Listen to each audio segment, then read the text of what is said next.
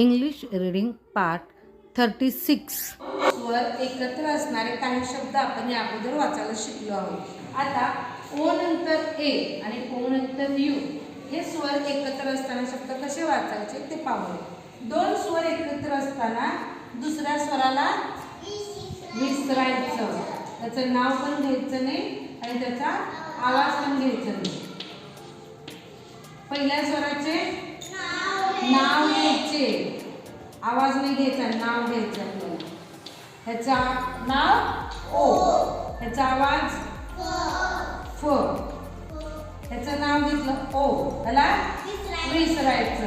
ह्याचं नाव आवाज, ह्याचा आवाज फ ओ म म्हणजे काय होतं बघा, ओ. तर लक्षात ठेवा, दोन स्वर एकत्र असताना दुसऱ्या स्वराला विसरायचं, पहिल्या स्वराचे नाव घ्यायचे. लक्षात ठेवा, दोन वॉवेल्स एकत्र आले की पहिल्याचं नाव घ्यायचं आणि दुसऱ्याचं नाव आवाज दोन्ही विसरायचं. आता काही शब्द ओंकार आपल्याला वाचून दाखवत आहे. Coat, coat, four, loaf, road, soap, throat.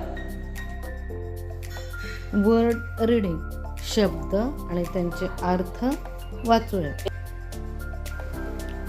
Bore, bore म्हणजे रानडुक्कर. बोट, बोट म्हणजे होडी. फोम, फोम म्हणजे फेस, वॉशिंग पावडर पाण्यात टाकल्यावर होतो तो फेस. फोर, फोर म्हणजे 4, 1 2 3 4. गोट, गोट म्हणजे शेळी.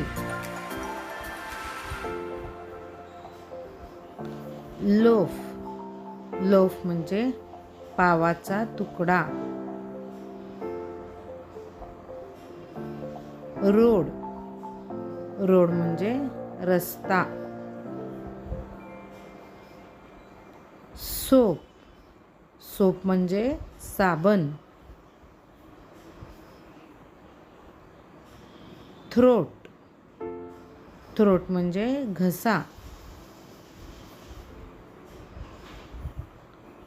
गोल, गोल म्हणजे ध्येय. लोन, लोन म्हणजे कर्ज.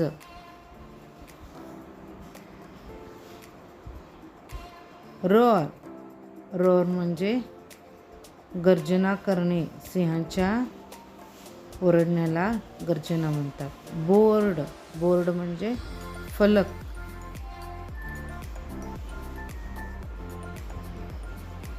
लोड, लोड म्हणजे ओझे.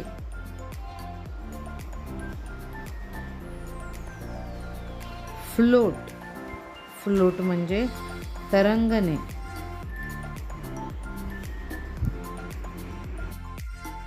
कोल, कोल म्हणजे कोळसा.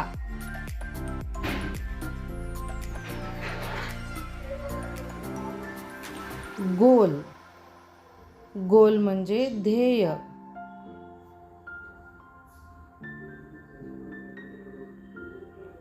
बोस्ट, बोस्ट म्हणजे बढाई मारणे.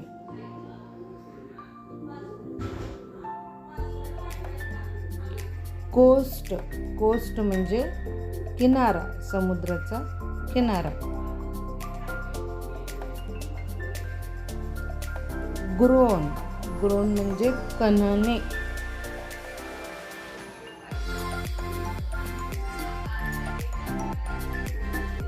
रोस्ट, रोस्ट म्हणजे भाजणे.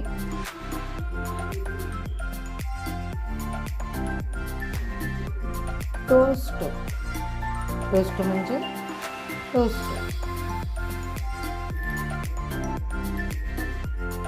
रोम, रोम म्हणजे भटकणे.